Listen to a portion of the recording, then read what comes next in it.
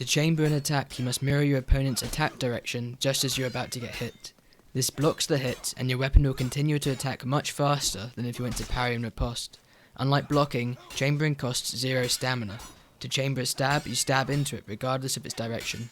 However, to chamber a strike, your strike angle must be mirrored within a 30-degree margin of error. Those of you that played Slasher will notice that chambering in Mordhau is significantly more difficult. I believe this is mainly due to how smoothly the attacks blend into each other and how fast the release phase is. Therefore, you have to use your opponent's wind-up animation to get ready with the correct angle. Pay close attention to your opponent's hands and the base of their weapon, as this will reveal their attack clearly. Chambering a stab is relatively simple, as these are difficult to manipulate once in release, and you don't need to worry about angling your own attack. This is convenient when dealing with feinters, as the stab feint was the most threatening in Chivalry, and so you no longer need to worry about having to read the stab feints if you consistently chamber them instead. Chambering strikes is much harder, as you require both the correct angle and the timing.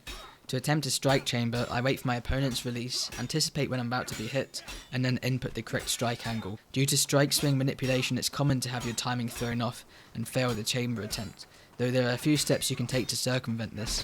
Moving backwards when your opponent is attacking allows you more time to react during the release phase, and forces your opponent to drag their attack just in order to hit you.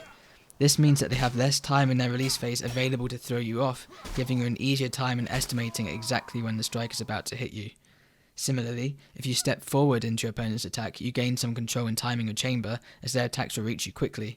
If successful, your chamber will be even faster, as you will already be standing near face hug range. Besides dragging, an opponent can throw off your chamber attempt by morphing their attack. This can be performed by stabbing and then quickly inputting a strike during the wind-up phase.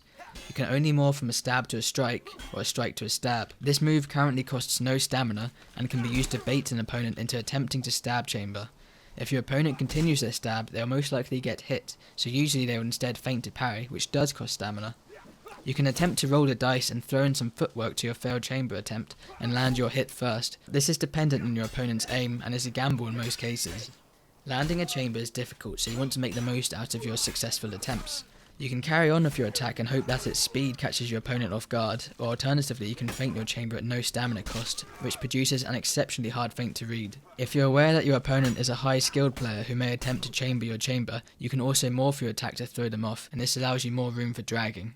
In conclusion, chambering is a high-skill mechanic that rewards aggressive plays. It encourages you to punish your opponent's feinting or missing, and even if you mistime your chamber, you can attempt to carry on with your strike through use of footwork. Whilst you'll most likely be unable to chamber every attack that comes your way, it's definitely satisfying to land and worth adding to your repertoire.